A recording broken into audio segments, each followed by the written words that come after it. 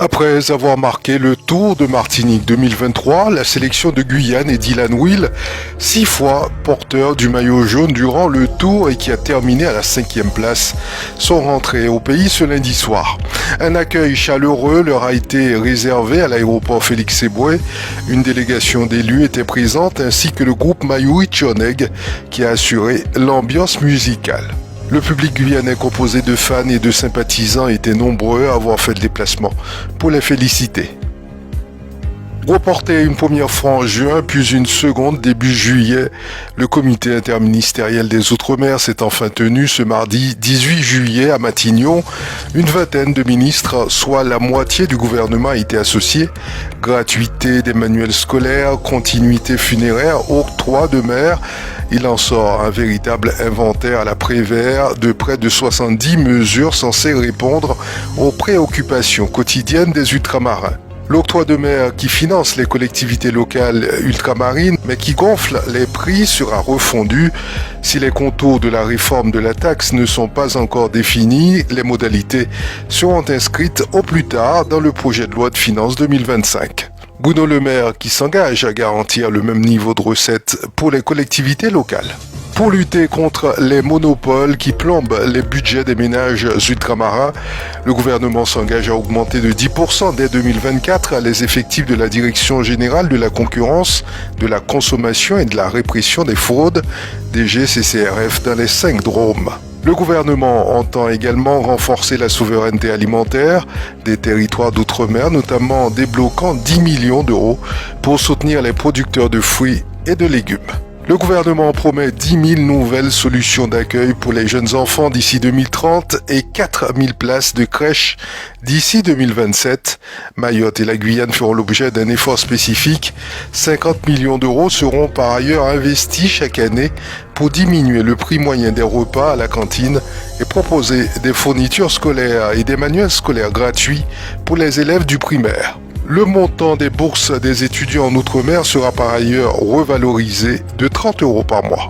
Une place plus importante doit être donnée aux langues régionales dans l'enseignement notamment grâce à un plan de formation des professeurs et la possibilité pour les collectivités territoriales de piloter l'apprentissage des langues locales en dehors du temps scolaire comme cela se fait en Alsace. À noter que le plurilinguisme faisait déjà partie des objectifs dessinés lors du dernier comité interministériel des Outre-mer en 2019.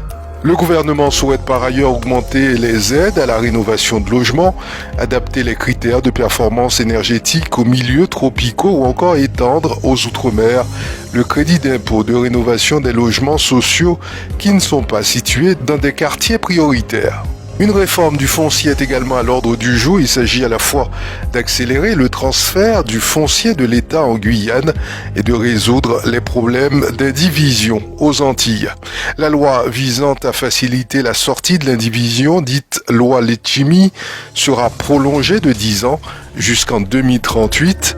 Des mesures seront également prises pour permettre aux propriétaires sans titre de faire valoir leurs droits plus facilement en abaissant la prescription de 30 à 10 ans.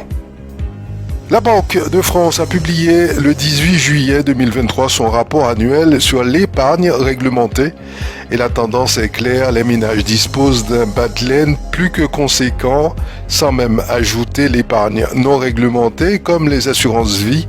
Ce sont près de 900 milliards d'euros qui sont déposés sur les livrets A, les PEL, relativement méconnu des ménages éligibles. Ce livret d'épargne réglementé a bondi. 2,1 millions de livrets ont été ouverts en 2022 selon la Banque de France, soit 3 fois plus qu'en 2021, souligne l'institution dans son rapport. 45% des personnes éligibles détiennent un LEP en hausse de 8 points par rapport à 2021. Tout va bien pour l'euro en ce moment, la monnaie unique se porte bien, son taux de change établit un record face au dollar américain. Malgré tout, la santé financière de l'euro ne cache pas quelques inquiétudes économiques. L'été européen fait monter la température et apparemment aussi le taux de change de l'euro. En effet, la monnaie unique grimpe à des sommets inédits. De fait, elle rivalise avec un bouquet de devises mondiales, notamment face au dollar américain. Ainsi, c'est une bonne nouvelle pour les touristes européens en voyage hors de la zone euro. Leur porte-monnaie est un peu plus lourd cette année. Aujourd'hui, 1 euro vaut 1 dollar 1230. C'est encore assez loin du record de 2008 où 1 euro valait 1,58 $. Un petit centime qui pourrait coûter cher, les amateurs de vin et de spiritueux pourraient bientôt devoir creuser plus profondément dans leurs poches. Le gouvernement, qui tente de trouver des solutions pour renflouer ses caisses, réfléchirait à une augmentation des taxes sur l'alcool. Une décision qui, si elle est adoptée, risque de faire réagir le secteur. Cette proposition, évoquée le 12 juillet 2023, selon les informations du journal Les Échos, devant des députés de la majorité, devrait figurer dans le budget 2024 qui sera examiné par le Parlement à l'automne. Après sa médaille de bronze de samedi remportée sur le 100 mètres, 11 secondes 73 centièmes au championnat de France, Jessica Ringuet fera le déplacement avec le collectif de l'équipe de France junior durant ses grandes vacances. L'athlète de Roucou a été retenue parmi les sprinteuses qui feront partie du relais 4x100 mètres français sur les championnats d'Europe junior.